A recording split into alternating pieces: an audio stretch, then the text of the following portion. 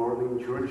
It's a privilege to be with you today and to get to share with you what the Lord is doing in Colombia, in local churches all over Colombia. And this is my wife, Helen, and together we're going to present about this. And it's such a privilege to be here, and we are grateful to Craig, Amanda, and of course the Adams family for their hospitality. Yesterday, when we were having dinner with them, we were surprised to see there were some Colombian items on the menu, and it's most welcome because we've been away from Colombia 2 weeks now, and sometimes, as you might understand, we miss home. But to find some empanadas and some I don't know how they did it, but they get this Colombiana pop soda as well. And of course that made us more than welcome, so we are most grateful for that, and for you as well to open the doors for us to share a bit about Colombia. So well, the kids are actually at school, but it's Helen, myself, and Juan Daniel, age 7, and Matias, age 5. So before telling you about what our ministry is about and our calling, we would like to share a bit about Colombia. So many of you have heard about Colombia because of coffee, and if you are a coffee lover, where there's no better place in the world in terms of coffees. Of course, some countries might disagree with us, but we truly believe that our coffee is the very best in the world.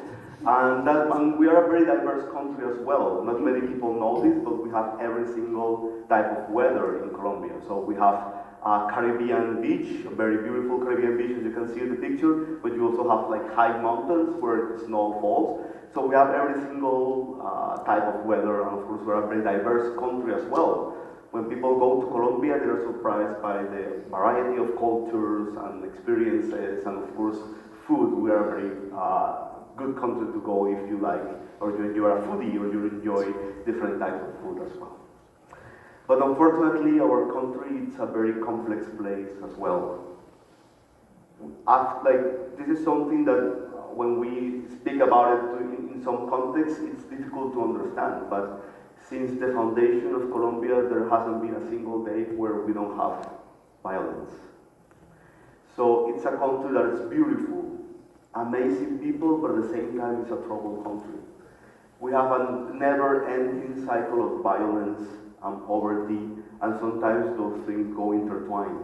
Because when people perceive they don't have opportunities, their hearts grow resentful, and that pushes them towards violence. So that has been our experience. Maybe the older generations would remember how this situation of inequality and violence and poverty gets people like this guy over here, who is very famous outside our country, which is Pablo Escobar. He was a brilliant man that decided to go on the path of crime. And in that process, he caused untold suffering to millions of people in our country as well. Maybe the younger generation would know them because of Netflix. There is a TV series called Narcos, and they will narrate the story, of course not as accurate as you might imagine, considering it's Netflix. But you get an idea of all the violence and the causes and why people who were, as he, a brilliant man, decide to go on the path of crime. So that's the story of our country, a country that is beautiful, but it's a complex country where there is, for people, untold suffering, poverty. But it's also the story of the Church of the Lord in that country as well. And the church has not been away from the violence, but actually we have been in the middle of the suffering. We have been in the middle of this oppression, and sometimes even many of the churches have been also affected and suffered by the violence. This picture you see over there, it's a church in a rural area, not far from where Helen was born. And at night, there was one night when armed guerrilla people came to the town and they killed the pastor and dispersed the entire church and community. And after doing that, they burned the church to the ground. But it's also a picture of victory.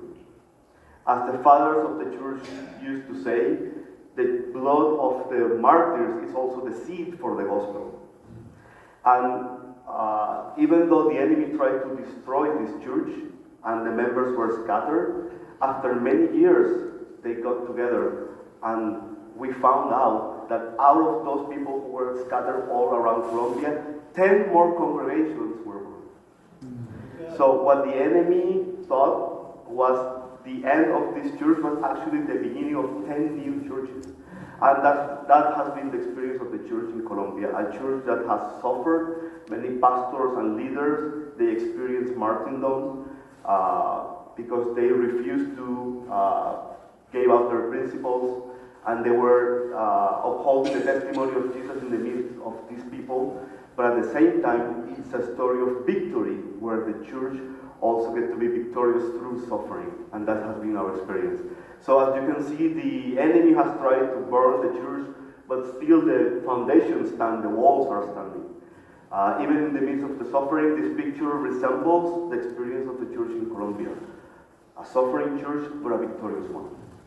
So Helen and I, as growing up and facing all this, we were quickly confronted to the reality of our country to say, okay, so Lord, if we are living through this experience, what do you want us to do?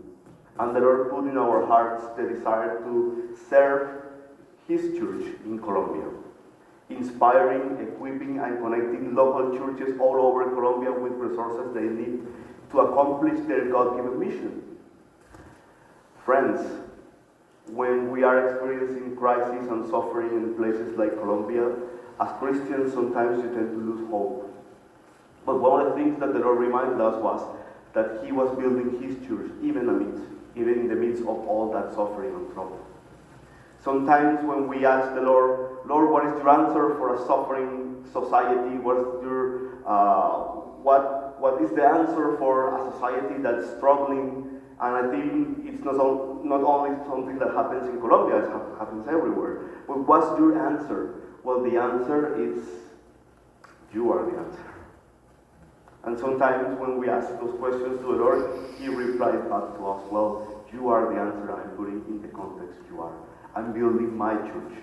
And for the churches in Colombia, we have sat down and discussed about what the implications of being the church in Colombia, and we have realized, friends, that there's no plan B. If we are here in this nation, in Colombia, in Canada, we are the answer for a suffering world. We are the answer for a struggling world. We are commissioned in order to be the solution and the answer in whatever capacity we can. And that has been our experience also sharing this with pastors and leaders all over Colombia. So part of our approach has been how do we put in the local church at the center, create this, and probably people who like gardening will love this analogy, an ecosystem around the local church. How can we create spaces where the local churches and leaders discover their God-given mission? And that means that as a church, we are also a missional church. And it's not just the task of pastors or leaders, but everybody's invited to the mission. So how do we create a space for people to express their talents and gifts? And that has been our thinking all over these years as well. So that has led us to, of course, begin with training, but ministry is done, as a pastor in Colombia says, ministry is done with friends. And sometimes in our role, sometimes what we have been doing with people is just sitting down with them, grabbing a cup of coffee, listening, crying with people. That's very important as well in the development of what the church is doing in Colombia. And of course, connecting them throughout different resources that they need in order to develop mission in all kinds of areas. So local churches in Colombia are using sports, recreation, arts. They are mobilizing to the community to serve their community and impact their community in a meaningful way. And I think this is something that the Lord has provided for His church in Colombia. And later on, I'm going to speak more about all the experiences in Colombia throughout the sermon. Okay, now you are going to hear my voice. So, as Daniel was sharing, we are working through churches, and our ministry is called doulos. So, doulos means servant, and we have been called servants to serve others. And our vision and our heart is to work together with a movement of creative churches, shaping communities with redemptive purpose. And what does it mean? We are working with churches, but we are also working with different strategies. And one of the strategies is the next one. It's campfire. The church also involves all the generations, and campfire involves the young people. And what is campfire? It's a missional initiative. What we do through campfire is working with young people from Colombia, so they have English immersion in Colombia, which is not usual. And we have a camp, a Christian camp there, and we are doing games and different activities with the young people. Everything is in English. And this is something very attractive for them because they can practice their English. Maybe many of you know that our first language is Spanish, and they can practice that, but they can also serve the Lord. They can also connect with other young people from Colombia. And also we have other young people coming from other countries to serve together with us. And if anyone would like to come to Colombia and serve with us, you are more than welcome to come and join us through Campfire. And this initiative is really in my heart. This initiative is called New Life Store. And as I said, we involve everyone in the church. And this is a group of women from Barranquilla, our city.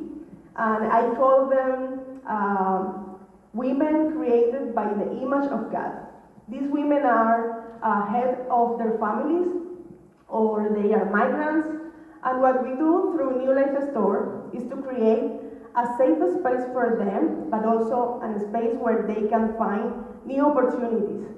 And we work together with local churches, local schools, and individuals who can donate second-hand clothes.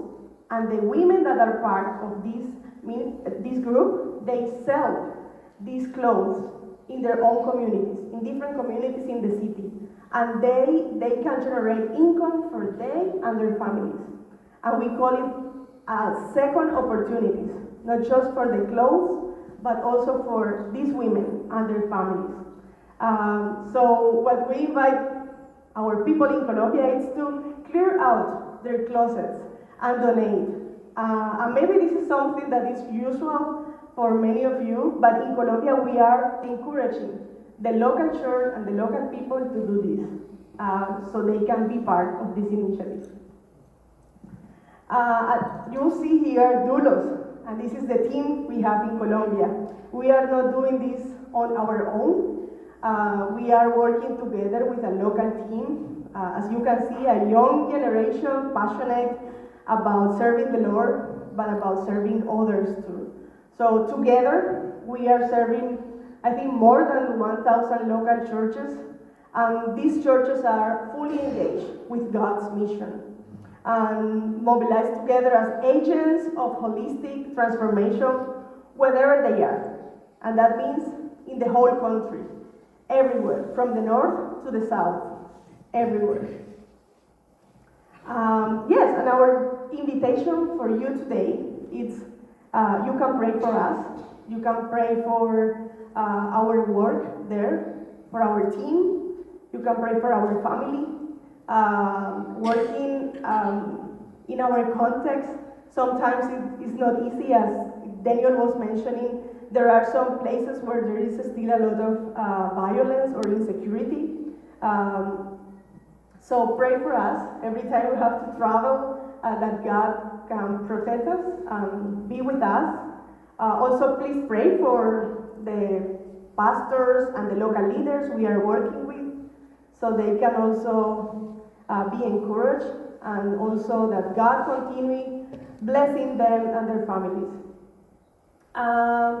Yes, and you can also support us financially.